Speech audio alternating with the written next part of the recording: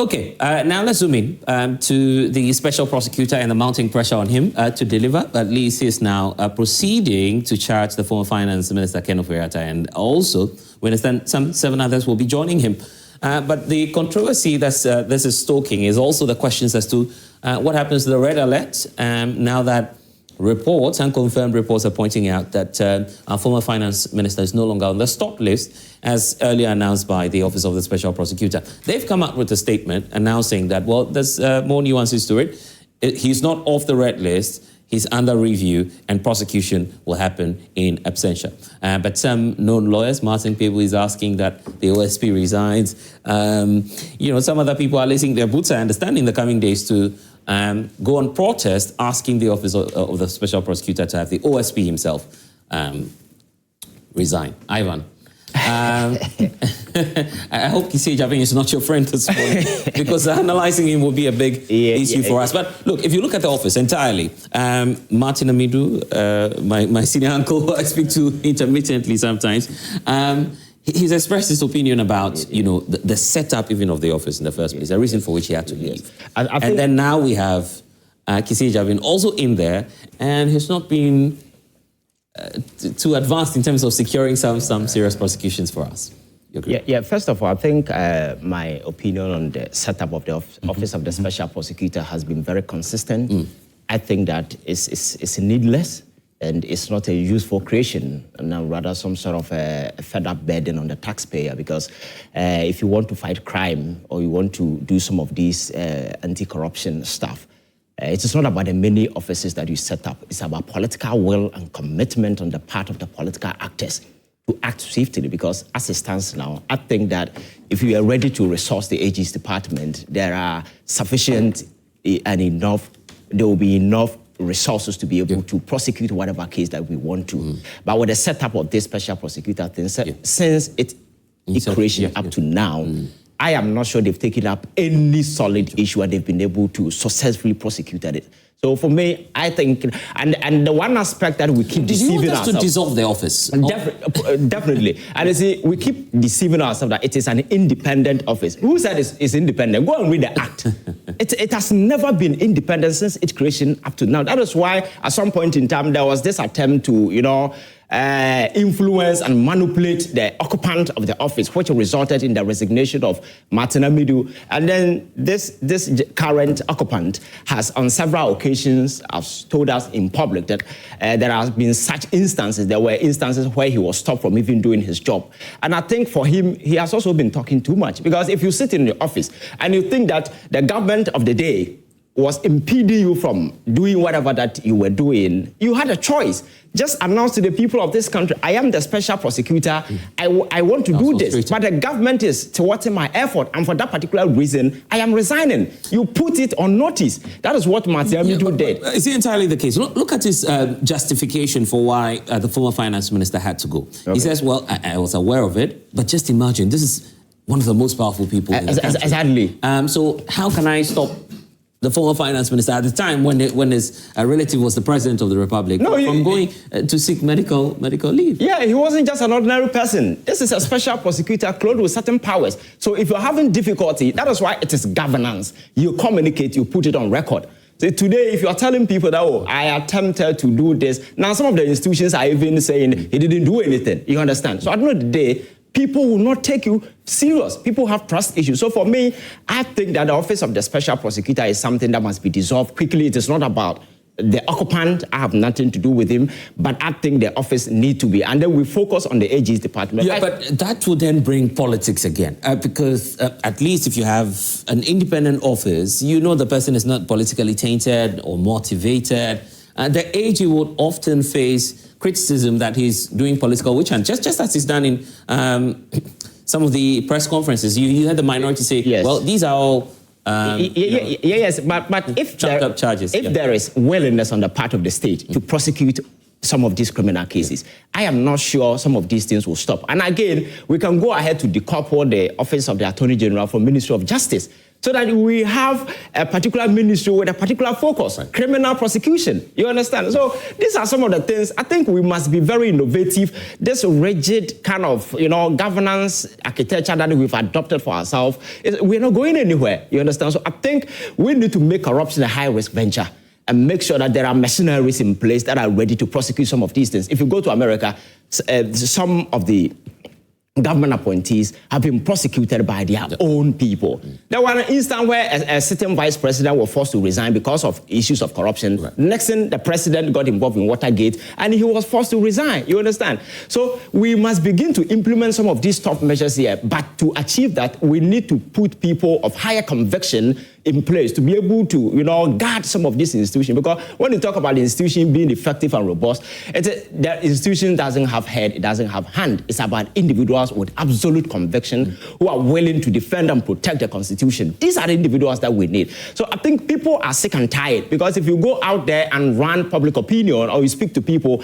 they tell you how frustrated they've become with the office of the special prosecutor. It has become so ineffective and the talking is too much. Every day, this gentleman is on TV. The Ofori-Atta case? No, not at all, not at all. And he has been even very inconsistent with the kind of information that has been throwing out. I think he needs to get his things right, because you see, Ghanaians are fed up. At this point, there is this impression out that a certain group of individuals have stolen from this particular country, and that the state want accountability. We cannot just sit here and be putting people in jail. The only thing that can give credence to that is to subject them to criminal prosecution. I know that they let those people have their day in court. But you, as the person who is supposed to advance some of these things, I know that if nothing is coming out of it, then people will be frustrated. Because this is where some members of the NPP have issues. They say, when you claim the former finance minister is evading accountability, it's not the case. It's not well. Okay.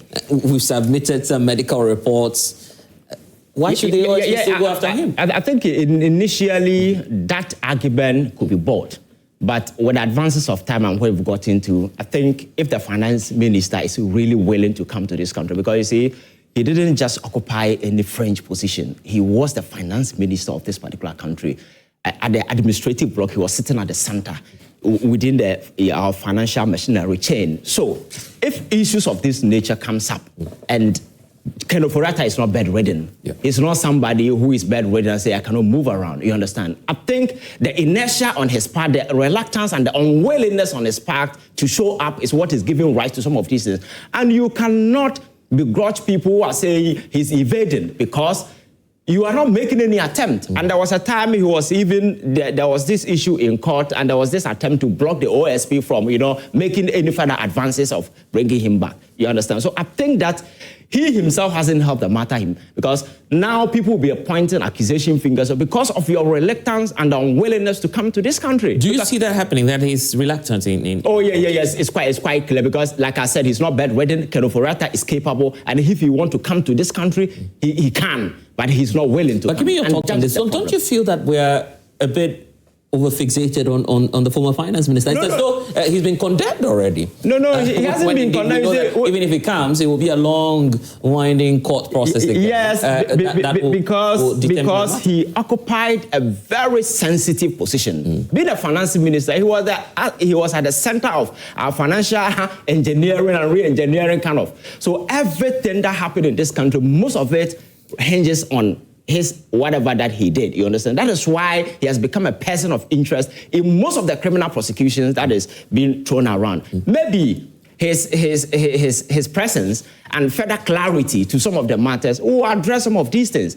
But you see, the unwillingness to come is what is giving, because this is politics. Whichever way you see it, people will have their opinion. You cannot begrudge them from expressing their opinion. And in politics, I keep telling people, unlike church, where people say in politics, perceptions are very, very, very important. You understand? And once people begin to build some of these perception about the situation, there is absolutely nothing that you can do about it. Do you think that if we had a different special prosecutor, maybe a different personality, the approach would have been different? No, I think that the architecture of the office of the special prosecutor itself is problematic, because, like I said, if you have a government who is unwilling, so Kwesi Botchway said the previous government was unwilling because the office wasn't independent and is still not independent. Because if you take up a case, the AG can discontinue the case if he's not interested, you understand? So where lies your independence, you understand? So we should not be deceiving ourselves. I'm saying that we are a country, if we really want to take up issues of prosecution seriously,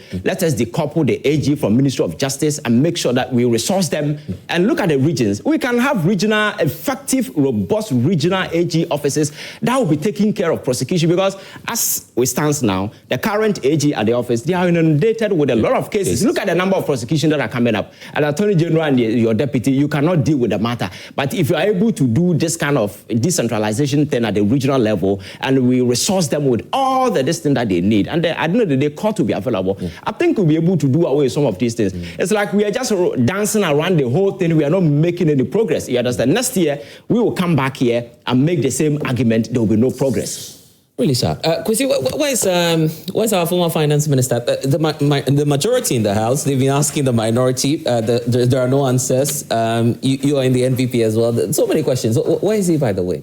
Thank you very much. I think that, let me start by saying that every government appointee should have at the back of their mind that a day for accountability will come. And this goes to any person who has occupied any government office. I am not against accountability. I think that people we entrust our public funds, into their care, people we entrust our public offices into their hands should be held accountable one way or the other. Accountability is part of society. Accountability, even as Christians, we believe in accountability. And so I think that accountability is very, very important. And nobody should try to undermine accountability. In as much as we all commend and we all appreciate the importance of accountability, I also think that holding people accountable must go through the processes of law. The fact that you perceive that somebody has committed an offense doesn't necessarily mean that the person has committed an offense. I mean, the court has said countless times that multitude of suspicions do not constitute the guilt of a person. And so the fact that you are under a suspicion or under some form of suspicion that Mr. A has committed an offense, it doesn't necessarily mean that Mr. A has actually committed the offense. And that is why there is a whole criminal procedure. So you realize that the prosecution process in law school, they tell you it is criminal procedure. It is a procedure. You don't just wake up one day and say that Mr. A has committed an offense and so let's throw him behind bars. And the Constitution is also clear that a person is presumed innocent until proven guilty. In fact, before I come into the substance of Ofori-Atta's matter, let me touch on the setup of the OSP.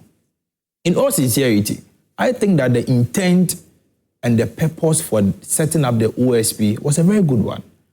However, the office, has proven to be ineffective and a waste of taxpayers' money over time. The NPP wasted our taxpayers' money. I cannot say the NPP. I'm saying that over time. You see, I am saying over time. I am saying over time. It has proven to be ineffective. In the space of 1 year, if you want us to play politics with it, granted without admitting that the NPP failed with the establishment of the OSP's office. That is why the good people of this country voted against the NPP. In the space of 1 year, what has been the results of the OSP's office? How much money have we pumped into the OSP's office and what has been the results? Press conference. You see, sometimes let's not play propaganda and politics with some of these issues. I am saying that the purpose for establishing the office was a good one.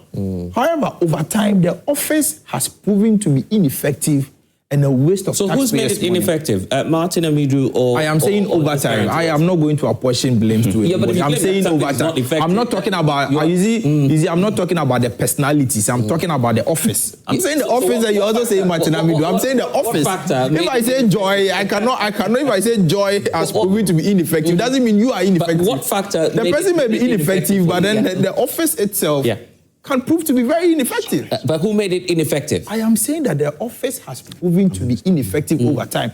It could be a managerial issue. It could be a problem with the head of institution. It could be a problem with funding. In your estimation. But my point is that the office has proven to be ineffective over time. You see, I also think that this entire Ken Ofori-Atta OSP matter has not been handled properly. If we feel Ken Ofori-Atta has committed an offense, let's take Ken Ofori-Atta through the right process.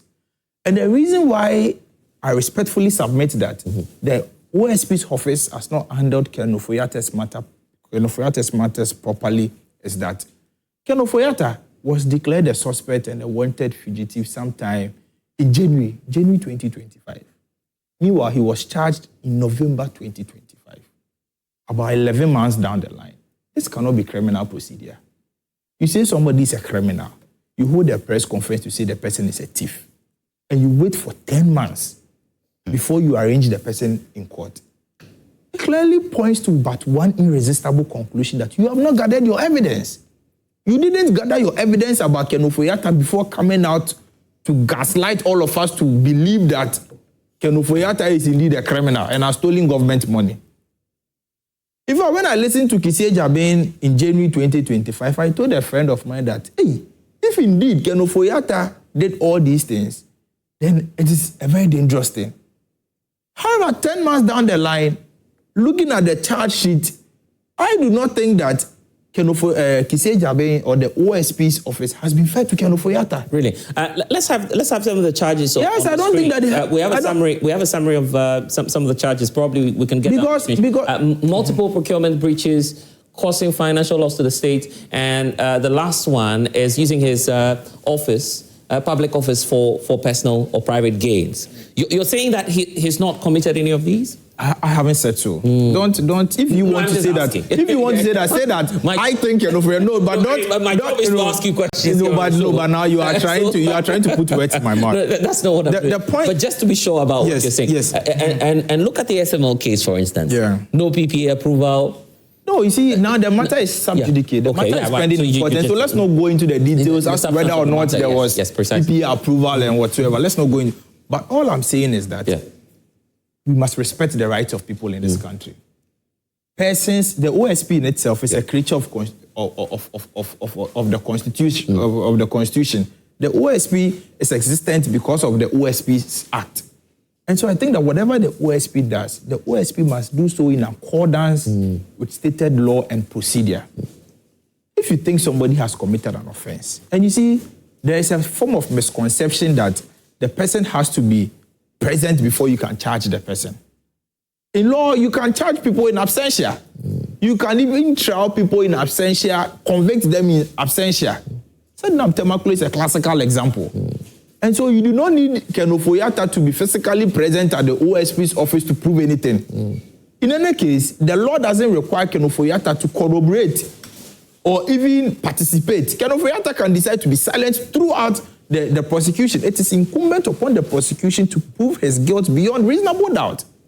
And at that point, when the burden of proof shifts, that is where Ken Ofori-Atta can say, see, all the things you are saying are not true. This is my side of the story. I asked you the question earlier about what Ken Ofori-Atta is because there was a directive by the former president, Nana Addo Dankwa Akufo-Addo, saying that all his former appointees must stay and account to the people. That was his directive. But are you aware Ken Ofori-Atta's family issued a statement to say that they wrote to the chief of staff seeking permission to travel? Are you aware? So Ken Ofori-Atta didn't run away.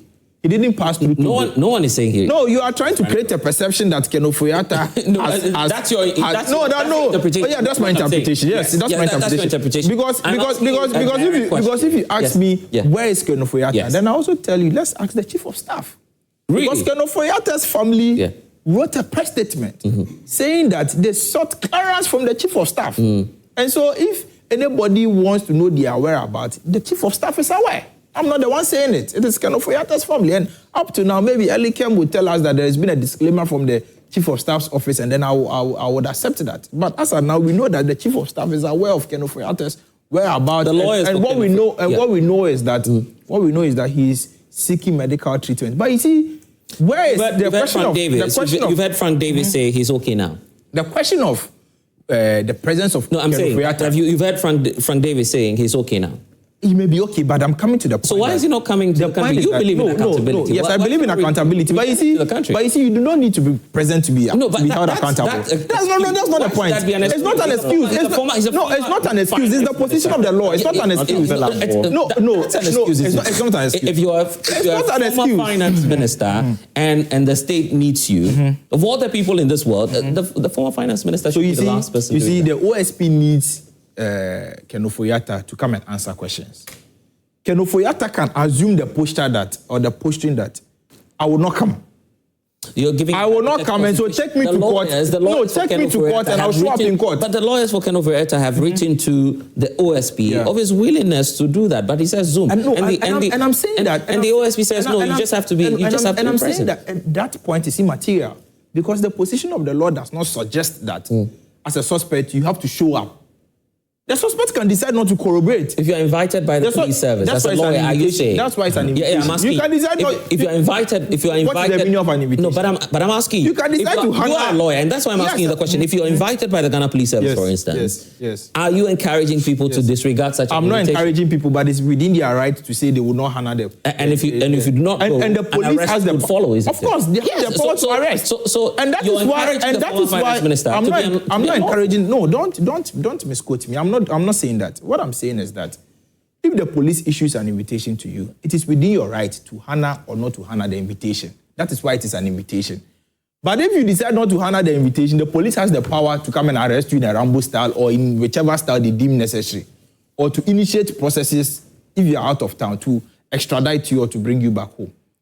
The OSP did that in the matter of Ofori-Atta. However, you have just told all of us here that from what we know, Ofori-Atta is no more on the wanted list of the FBI. Is it the FBI? The OSP has clarified, as I pointed out, that it's under review. It's under review. Yes. So from what we know now, he's no more on the list of the wanted list of the. Well, no, FBI. we can't tell. I don't speak for Interpol. Okay, so Interpol. Yeah. Interpol. Thanks for the correction.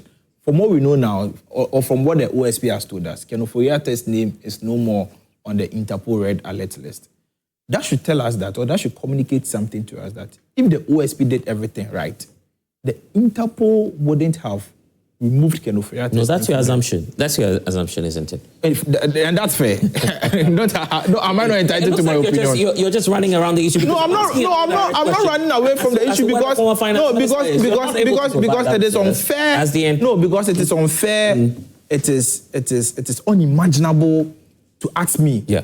That where is Ofori-Atta? No, but because your party provided an official account of when you will come. No, to ask me where is Ofori-Atta? It's unfair. When you know that Ofori-Atta wrote to the chief of staff seeking permission to travel. Okay, Elikem, let me hear you. So if you ask me where is Ofori-Atta, I do not know the answer. You seek to solicit for me. Where's Ofori-Atta? The chief of staff is aware of where he is. Bless, thank you. I listened carefully to my brother, and I thought what I knew was that lawyers conduct due diligence in their deliveries. And I thought my brother should know that coming from the NPP, Ken Ofori-Atta's supposed letter or supposed request to the chief of staff to leave the country was not to Julius Debra as chief of staff. And I think he should know better that this was to the former chief of staff. But they go out there pretending just leaving it chief of staff. So because it's an office, so, government is a continuum. But Julius wasn't. Yes, but have I mentioned Julius? No, you asked. I said the chief of staff in an office. So let me give but government is a continuum. I haven't mentioned Julius. It is very good. So don't misquote me. I haven't mentioned Julius. That is why I'll give clarity to it. So that it doesn't look but you started on the premise of attacking that as a lawyer, you should conduct your due diligence. No, that's a personal attack. Because I have not mentioned Julius Debra. It's a personal attack on my reputation. How come you were subjecting that they should rather ask me because the chief of staff, I should know? No, because you're in government. Yeah, you're in government. No, so you could have put it. You're in government. That's why I said that. You could have put it right that the chief of staff's office is there. Let them make the inquiry from there. You made reference. No, but you are in government. You are the government representative on the show. It doesn't make me chief. I have no contacts in government. It doesn't make me chief. No, I'm not saying you are chief. No, you are. You see, you are a big man. You are a deputy. You are a big man. You are not chief of staff, but you are a big man. So let me give this clarity. The supposed permission or whatever Ken Ofori-Atta sought from the chief of staff was from the former chief of staff. And this is just to lay credence further to what Kwesi Jabin was saying, that this was a time where these people were untouchable. Knowing very well what he was up to, before they handed over, he wrote to the then chief of staff to take permission to leave the country. I have maintained my position, without law or with law, that Ken Ofori-Atta is a criminal and must be brought back to this country, dead or alive. I am responsible for this statement. This is somebody who was everywhere clad in white, quoting Bible verses, saying all manner of things, making us look... Anyways, see... Take it easy. Bless it. That's why I asked the question earlier. Allow the process. I am worried. I feel pained as a Ghanaian. And also person. On one side, the question is facing the NDC is, are you not overly suspicious? And permit me to ask that question, that Ken Ofori-Atta probably might have done something. But we all know there's so many. A reason for which the NDC wants to be back in the country. We all know there's so many ills of Ken Ofori-Atta. If you have to mention the SML deal, the PDS, even the Enterprise Group, what was the name? We all know all of these things. We can't pretend about this. And I don't believe in treating matters of this nature with velvet gloves. And I've always maintained my stand on this. If you've been found guilty or you are even suspected to be so, it is so shameful that Ken Ofori-Atta, after being the longest serving finance minister of this country, cannot bring himself. The longest serving, Professor Kwesi Botchway. Oh, he's not the longest. Well, has not brought himself and is not ready and willing to bring himself. Was Ken Ofori-Atta not sick in this country? Did we not see it visibly, physically? And he was still holding on to the position that he was not taking salary and therefore he can also not abandon his children. So suddenly what has gone wrong when you are supposed to be brought to book for accountability? That is another matter I'll come to. But in the first place, I still hold the personal view that the office of the special prosecutor was intended for bad. We knew the euphoria around it when they were campaigning, we will create the office of the special prosecutor, office of the special prosecutor. The intention was never a good one, because if you had somebody who is even a lawyer contesting to become president, wanting to rather create an office of the special prosecutor before being able to prosecute people for doing wrong, that is an ill motive. Because the Attorney General and the Minister of Justice Department can do that. You can rather even create a special prosecutions unit under the AG's office. I believe strongly in the dissolution of that office. It's a waste of the taxpayers' money, and Kwesi Jabin has been so talkative. And maybe, if the NPP want to attack these people, then we should be questioning what informed their decisions to elect or appoint these square pegs into the round holes. Even though it was intentional? Well, yes, I believe it was intentional. The purpose was to hound the previous administration. The former office holder, Martin Amidu, made us know, did he not make us know how Ken Ofori-Atta will call him or want to come to visit him and want him to twist things in a certain way? Did we not hear that in this country? And then in the end, he made us know that the then president was the mother serpent of corruption. Then all hell broke loose because they didn't expect it. They were thinking that Martin Amidu was so bitter and therefore without clarity of mind, he would just be bulldozing his way to go after the NDC people. Martin Amidu would always pay attention to due diligence. And when now Shove came to push and he had to do what was right, then they now felt they had to frustrate him and he had to resign. That resignation alone was very shameful and a major blot on the integrity or the integrity of President Nana Addo Dankwa Akufo-Addo and the NPP. Then came another one. They were praising again Kwesi Jabin, who we are told is one of the best, etc. It's always been press conferences and a lot of talk, and doing nothing. I believe that office should be dissolved with immediate effect. I believe that we should rather create a special prosecutions unit, whatever, under the AG. So the OSP office should be merged? There's nothing like such independence as is being said by them when they established that. We have seen over the past 8 years that there was no independence. Finally, even Kwesi Jabin, excuse me, but the coward that he was couldn't say the things that were militating against his progress. Maybe because he feared for his life anyways. Maybe. But he has demonstrated again that he was not independent and was a coward. So he waited until they have left office and now he's telling us that at the time this was the most powerful people, you couldn't do this, you couldn't do that. What stopped you from briefing us, the public, about what challenges you were facing at the time? You couldn't tell us all of this. Then if now you are suddenly telling us all of this, it means that, are you saying, if we, the current government, which I know will never be the case, President Mahama will not endorse that, it's also frustrating you, you will keep quiet and not say it until maybe the next 4 years or next 8 years or 12 years when this government is actually expiring soon. Well, you see. Yeah. So this is a major issue, I feel that... So why don't we wait, allow his tenure to expire, and then we perhaps dissolve the office? Well, I don't know, but every single day that office is running is a lot of a burden on the public purse. Oh, really? Is it that much? Oh, I don't want to care to know, but people are being paid out from that, and so we are not seeing any results. We are not seeing any results. And so if we shut down that office, who then is going to prosecute the former finance minister? You want the AG to the AG can do that. I mean, all over the world, do they have a special prosecutor's office before prosecuting even former presidents in some countries? Chiluba and the rest you can make mention of. What happened? We are just treating this matter. Look, the intent, I want to make it clear here, was never a good one. The intent behind the whole special prosecutor thing was a very ill motive. Because in the first place, don't forget that then candidate Akufo-Addo even said that when he assumes office, he was going to decouple the Attorney General and the Minister of Justice office. He couldn't do that, but he rather brought an addition that was making the whole work murkier. I mean, like you said, special prosecutor can initiate a process and the Attorney General will just halt it. What happens then? And so there was no political will. Yeah. There was only an intention to hunt the previous administration, which unfortunately failed because the very person they put there, they thought was bitter. They thought he was going to go ruthlessly after his own people. Meanwhile, there was no basis. He may have personal issues, which he is very frank and open with. That does not mean that he holds a strong view against the entirety of the National Democratic Congress or wrongly against people. Yeah. And so that it is now more about even competence, the need for these, and I don't think that we need to treat this matter kindly at all. Yeah. It's shameful what Ken Ofori-Atta is doing. He's embarrassing himself and his entire family. I must say this, his entire family.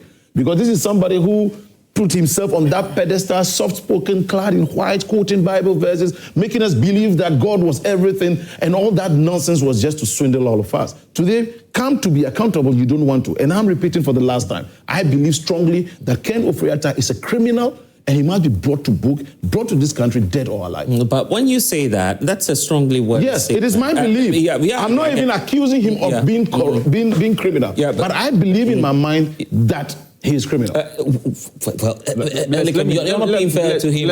Why not wait, Elikem, for the court processes to be... We are waiting. We are waiting. Well, anyway, can I come in? Okay. I think that the word criminal has never been a legal invention for somebody to be prosecuted or found guilty by a court before you go. A criminal. It has never been a legal invention. Yes. If you take the dictionary, it has its raw meaning. It was adopted by law, but it has never been a legal creation. So when somebody calls somebody a criminal, don't look at the other way around. You're only looking at it from the legal perspective. And again, I think the fixation why people are so much on Ken Ofori-Atta case, it's not just the people. Even within the MPP, people have forgotten about that. Within the MPP, there was a deliberate attempt by a certain group of MPs that they were fed up with the actions and the inactions of the gentleman. They wrote to the president and they wanted him to boot the gentleman out. So it's not just about Ghanaians, because the MPP, some people, even his fellow parliamentarians, were sick and tired of the raptures of the gentleman, because he felt so entitled that he was not accountable to anybody, because this is a gentleman whose uncle has become president. He has been called upon. He was even more powerful than the vice president, but the vice president could never also man up say. So he was virtually playing God, even over his own party people. So this is the time. And this comes to this point. We live in a country where we don't put men of integrity, men of conviction into sensitive position. Because in all of these things, you can shame people by saying, hey, I didn't do anything, I'm available, let's do this. You understand? Because your colleagues, some of the people in the MPP who serve, even the president himself is in the country. President Akufo-Addo, he's in the country. And the vice president is in Ghana. So what is it? This I am sick card that he's playing, it has now been revealed that his good he's not bedridden, and he can come back to this country. So he is rather fueling the perception. So it's not as if people are fixating. And then my brother made mention of trying absentia.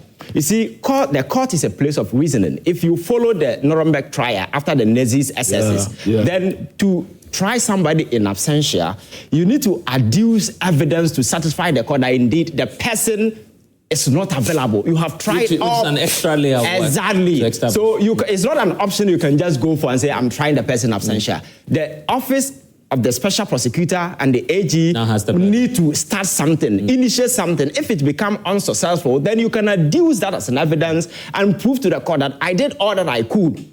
But but you cannot just start by saying, I'm going to try the person in absentia. So I think that it is Ofori-Atta who has brought all these things upon himself. Because I believe that if he's a person of high morals, a person of conviction, he should rather be willing to come and account to the people of this country. Because after all, you've done nothing. You understand? But because maybe he knows what he's done, and he think maybe he's aware he cannot survive, and that is why he's running away. And I think that we need to advance the processes. Our engagement with the U.S. counterpart has to be, exactly, just to bring him back, because the processes that we need to go through to bring him back is quite cumbersome, because you need to satisfy the DOG in America and then the State Department, furnish them with evidence that will convince them that this is not a political witch hunting, and then the indictment are absolutely granted in law that are criminal in Ghana, and the same thing should be criminal in America.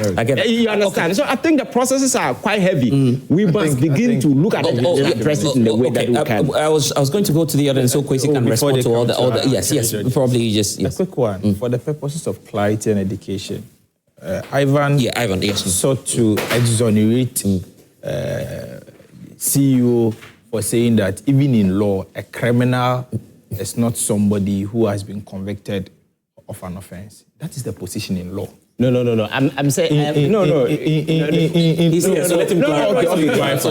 that. Look at the context we are sitting. We are not living. We are not living in a legal court. This is a governance. Yes, I agree. I agree. But I'm saying that. I agree. No, in a governance, whether you can use the word criminal. Come on. Okay. Let me explain something to you. The court. So let him. I'll give you the time. No. Listen. Court do not pronounce people criminals. Yes. The court will only legitimize whatever you have done, and the subsequent punishment will be handed to you. No court will pronounce, because you have been convicted, you are a criminal. So the word criminal is an English invention. It's not a legal invention. So when you use the word criminal, it comes in two folds: criminal act, criminal persons. Okay.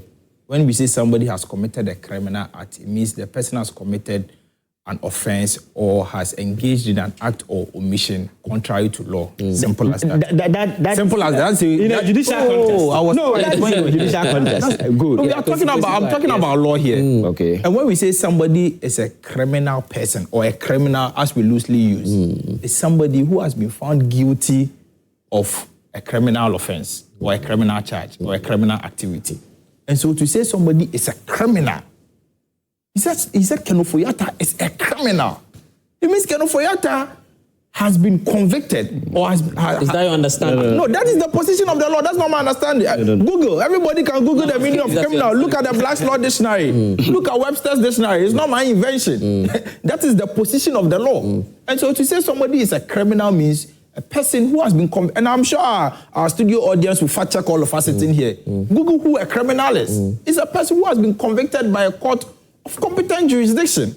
Now, my seniors also make another point, and I'm actually confused here, that the AG they are trying to create the perception that the AG has stampeded the OSP in the past by truncating certain processes started by the OSP. I am not aware of any process that has been truncated that was started by the AG and has been truncated by the OSP. Both of you have made that allegation. And so, I'm just helping you with the explanations for what criminal means. There are two meanings, just as I was saying. There's one that relates to crime, which is a person committed of crime. There's one relating to crime, which we are told now. Then there's the second meaning to it, which is anyone or an action or a situation deplorable and shocking. Exactly. Is he? So is he? would you mind to know which one? No, that's what I'm saying. That's what I'm saying. No, for clarity. I'm just here. No, for clarity. Yeah. That's why I said that. It comes in two. You know, Yeah, I will say am I sitting in a courtroom? and then the person itself. No, the reason why. No, the reason why. Hold on. Hold on. You see. Alikem. No, you asked us. Yes. That's why. I agree. But your explanation does not do justice to what Alikem said. No, Alikem could have said. No, hold on.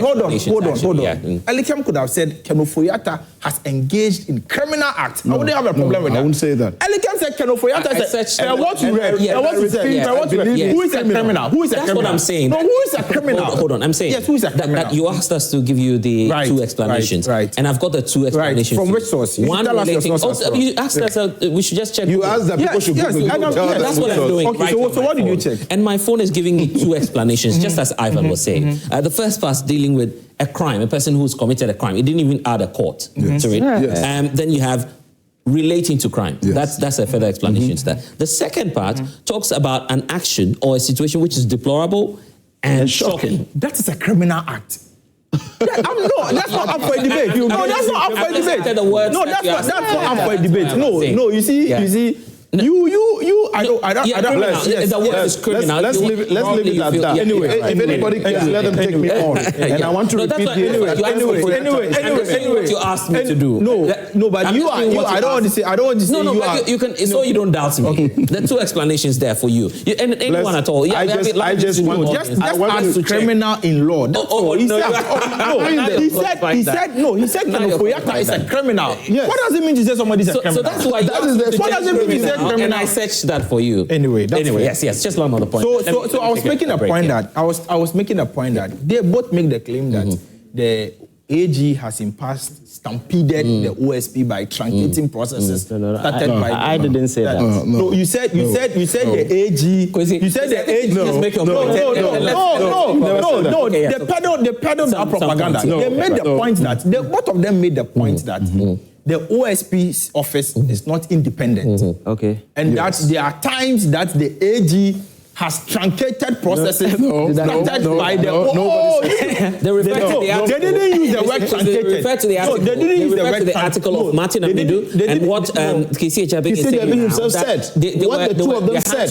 They said it themselves. But if you say their hands were tied, doesn't mean that the AG is interfering in the work of the OSP. That's not what it means. Martin Amidu Ivan made reference to it. You have also made reference to it. Martin Amidu is on record. They have both made reference to it. Martin Amidu is on record to have said that there was some interference. People had from the AG, no, from the government, from the AG government, and he mentioned some names, even Ken Ofori-Atta. From government, did Martin Amidu say Martin Amidu say the AG is interfering? No, he said government. Yeah. No, but you people said AG. I never mentioned AG. I never mentioned AG. You people let them play it. You can play back. Let them replay it to you. Kwanuma press conference. Anyway, the special prosecutor. And again, to be fair to the special prosecutor, I'm not a fan. I'm not a fan of the Kwesi Jnr. special. You're not a fan of him. I'm not a fan of him, even though he's prosecuting. No, even though he's a very good lecturer, not because he's prosecuting Ken Ofori-Atta, because of how he's handling matters. Yeah.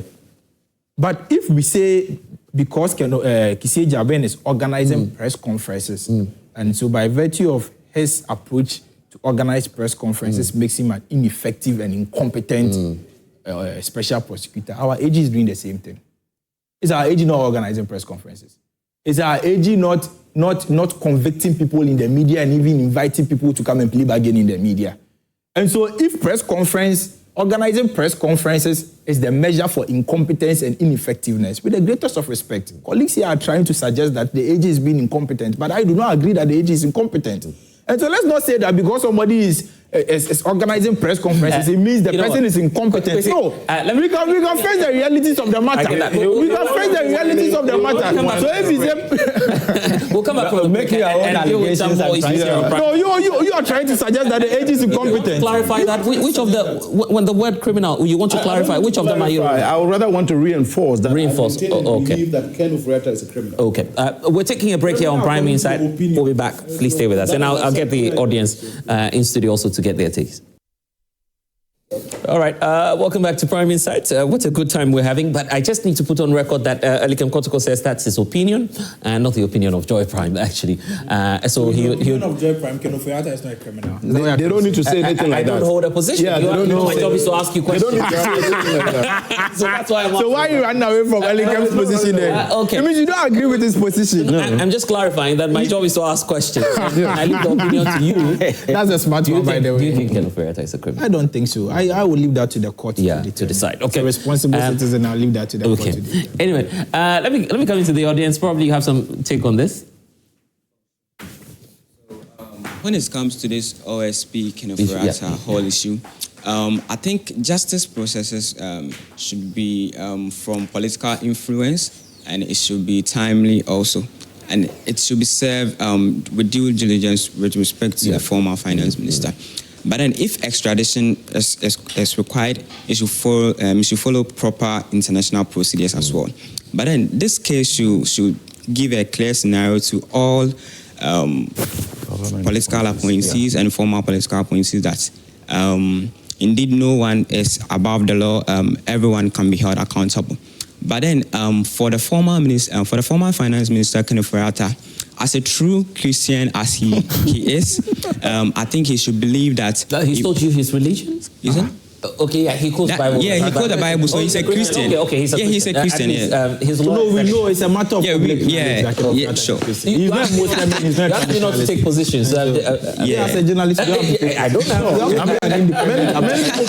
You can quote the Bible. It does not mean you are a Christian. Yeah, sometimes. Okay. He says that. And we all believe that he is. So I think he should believe that Emmanuel, God is with him. And then Ebenezer, how far God has brought him. So he should just show himself to Ghanaians that, hey, I'm here. Because the whole country is talking about you. And as a Christian, how do you feel? Yeah. So I think this matter, this matter should just be a clear indication to him to just prove herself to Ghanaians. Yes. Yeah. Okay. Right. You also have a take on this, I believe. All right. Yeah. So I think now Ghanaians have the perception that Ofori-Atta is waiting for the NPP government to come into power so that the case will be made a foolish case. But he hasn't said that. He says it's not well. Yes, you've seen the letter from I'm saying that. You've seen the comment from the party saying that he'll be present once he's done with treatment. What more evidence do you need? So I'm saying that the Ghanaians now have the perception that right? Okay. The former finance minister is waiting for the NPP government to come into power, and then the case will be made a foolish case. But what I want to say is that Honorable Ken has a family, and I believe that he also has a children. That one day in the coming days, there will be made a reference to that your father was a finance minister, and this and that was being accused, but he couldn't come out to defend this case. So I believe that he should come out and then defend his integrity. If he believes that he has that integrity, he should come out to defend that integrity. That's what I want to say. I see. Any more views? For me, I would say, you see, the way Ofori-Atta presented himself, it took me very hard for me to even realize that it would be very hard for him to come as we are calling him to be accountable. You see, I believe that we all as human beings has integrity, and that forms part of us as human beings. Irrespective of anything, you maintain your integrity to the extent that people won't talk that bad about you. So if he really respects his integrity and that really wants his family to be at peace, I think he should come and then have something to say. Yeah. Are you sure that some more charges will not be brought against him if he enters? See, that is to clear up space and then make him a man who gets it. You see, a man faces issues with his bare hands and then not run away. That is That's yes, exactly. To be a man of himself and then come with sometimes you have to face. be a wise man. Otherwise, well, I'm not saying you shouldn't. I'm not saying you shouldn't come back. No, but I'm just saying You don't want Ken Ofori-Atta to come back. Sometimes. I see you don't want Ken Ofori-Atta to come back. You don't want Ken Ofori-Atta to come back.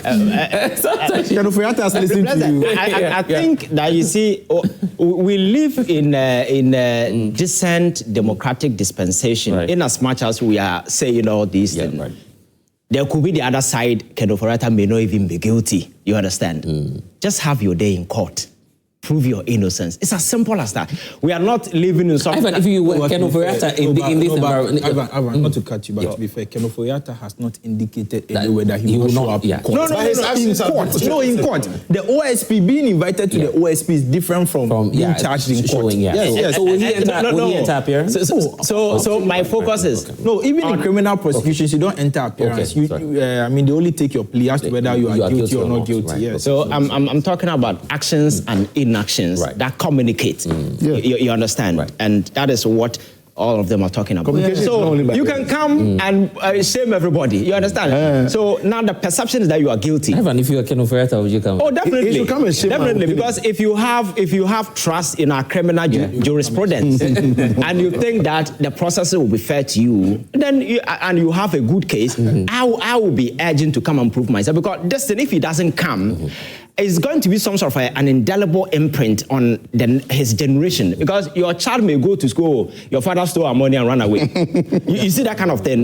We live in a society, it's possible people may make such a reference, it may not be true, but how do you rebut it? It will be a presumption which will be rebutted, but who is going to rebut it? Because in reality, he didn't come. You understand? So I think he will do himself good if he comes around and then clear all these things, and then Before the gentleman in blue comes in, we are all in blue, so let me take some of your time. I think that, you see, one of the reasons why, this is my personal opinion, why Ken Ofori-Atta has been hesitant in responding to the OSP's call to be present in Ghana is because of the way the OSP has handled this matter right from the start.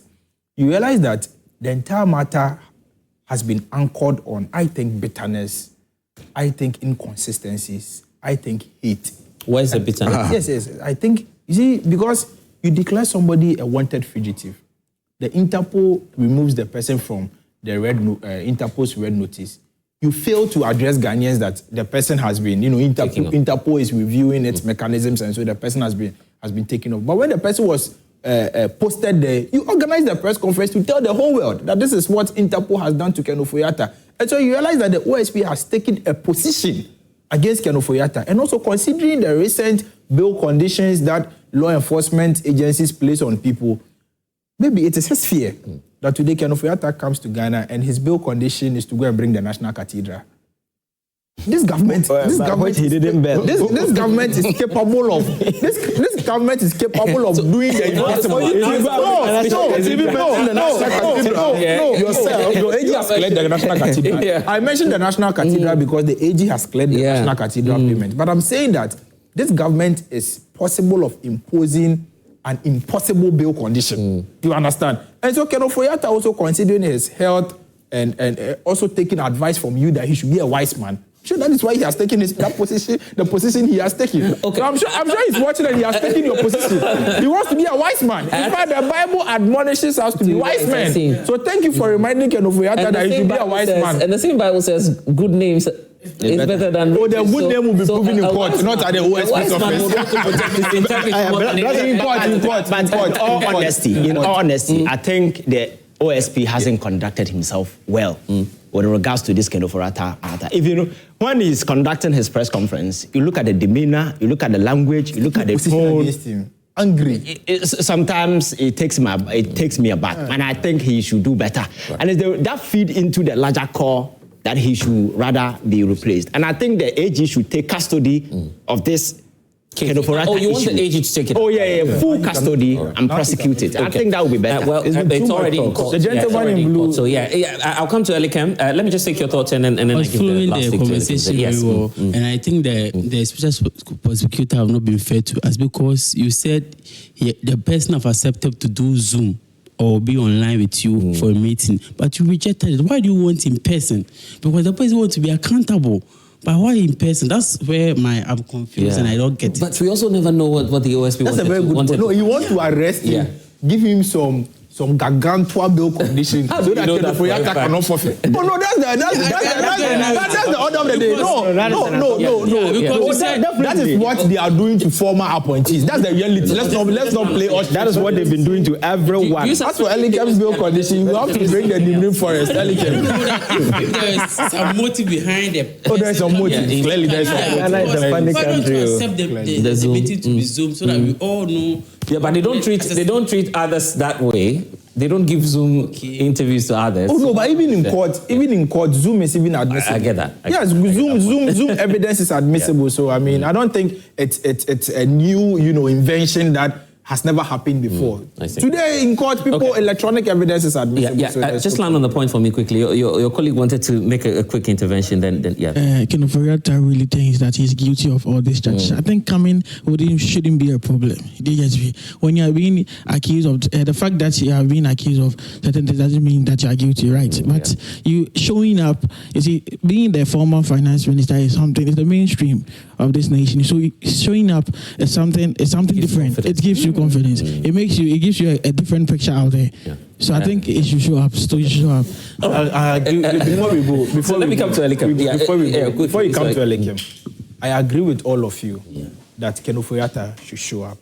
But my fear, as a citizen of this country, is how former appointees who are perceived to be giving very stringent bail conditions. Are you aware that the National Service Boss is still in Yoko custody because he has been unable to fulfill his bail 800 million Ghana cedis bail condition with 2 sureties to be justified? He's been in custody for close to 4 weeks. The Yoko boss says we should always measure the cases. I agree. I agree we should measure it. But you see, some of these bail conditions, in my respectful opinion, are unrealistic. Not high, are unrealistic. In this country, who has a property worth 800? Then you shouldn't appropriate unrealistic amount of money. No, there are suspicions. No, you see, they are in court for money that they are suspected on that. No.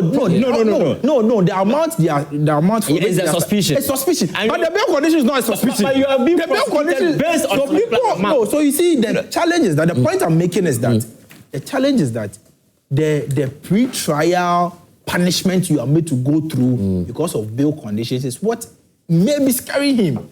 Because it looks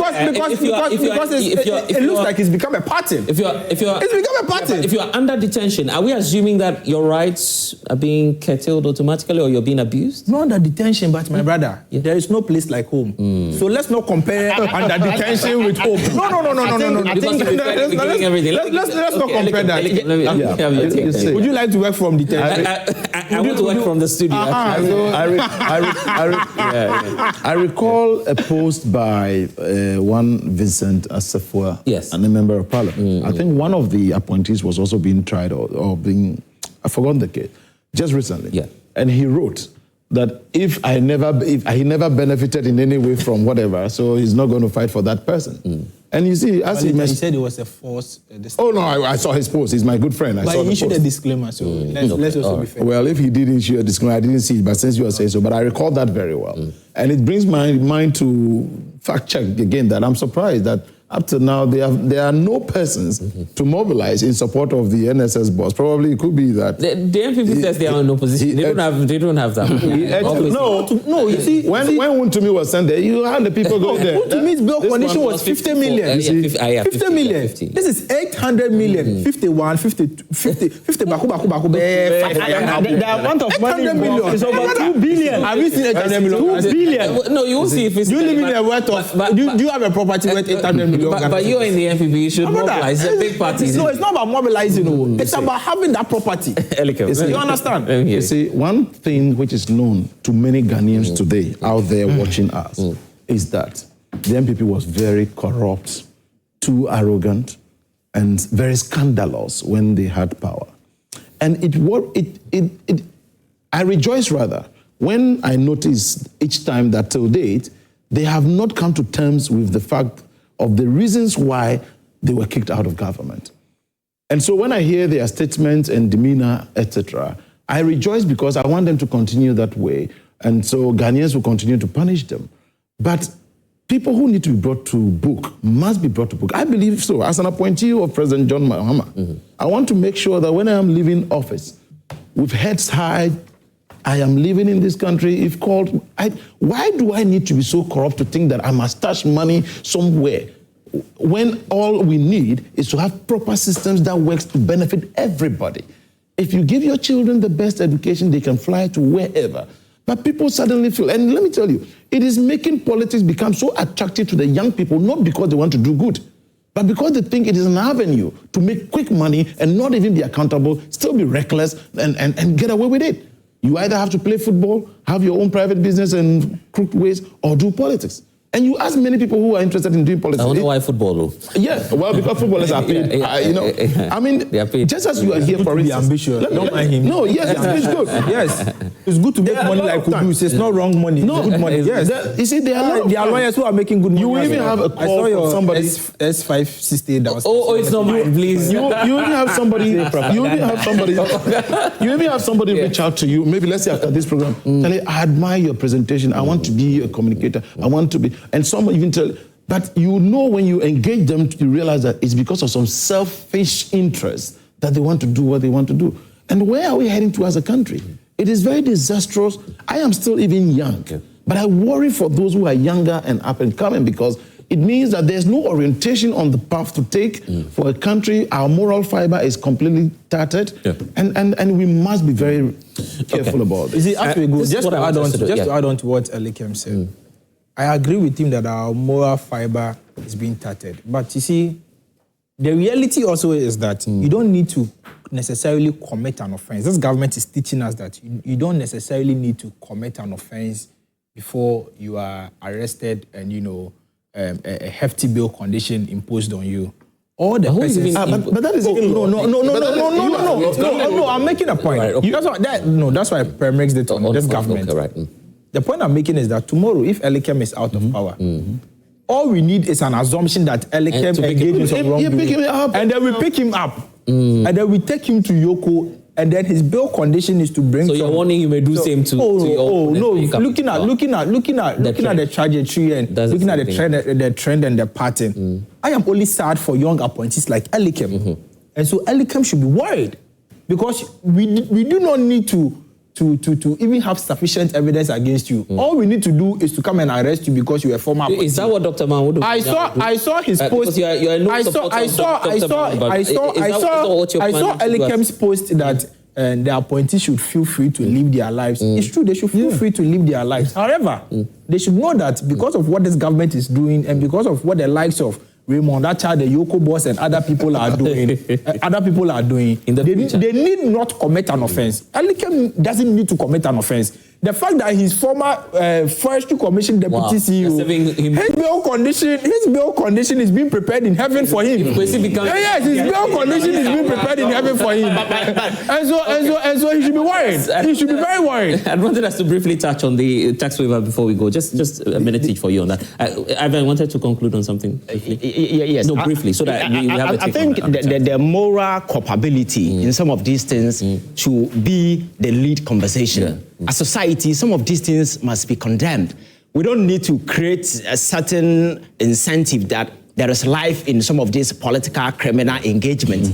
As society, when somebody is being found to have done some of these things, very often people suddenly generate some kind of sentimental affinity, go around, providing some kind of, when they don't even know what has happened. You understand? For me, that is problematic. So we must begin to look at some of these things with scorn as a society because socially and morally, we have a responsibility to condemn them because if somebody steals money from the state, it is somebody's future that is at stake. You understand? If we begin to look at it in that particular light, then we will stop some of these things and rather even enforce, because I like it when people put pressure on the current president to prosecute people who were involved. And in the cases in the instances where he mentioned unreasonable bail condition, because these people have been accused to have appropriated unreasonable sums of money. Look at the amount of money being bandied around.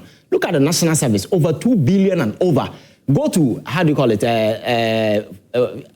buffer stock, and look at the amount of money involved. Okay. These are the amount of money you are being prosecuted on. So whoever that is granting you, believe in a court, will look at the amount of money involved before they set a bail condition. Okay, and that's what I want us to do. A minute each, or probably 30 seconds for you to all comment on this. The finance minister giving 10 million tax waivers to Tata Consultancy Services Limited, and it's to integrate our tax system. Elikem, why are we doing that? Tax waivers, the World Bank has told us, is draining us a lot. Yeah. Well, I'm not a finance person. Obviously. I, however, have the strongest belief or the strongest conviction that whatever steps can no, Dr. Dr. Atto-Forson is taking. You miss it's in the very good interest of this country. As in the past 10 months, we can see the trajectory we have been on. And the fact that maybe, let's say IMF, etc., says ABC, that is not cast in stone to mean that what they say is final. And that is what we have always allowed some of these Bretton Woods institutions to dictate for us how to govern a country. And we must define, if, like you referred to my post, there's some conviction I have that Africa must define its own democracy, its own policies that suit itself. Because when the West is talking of things, they are talking of based on their experience.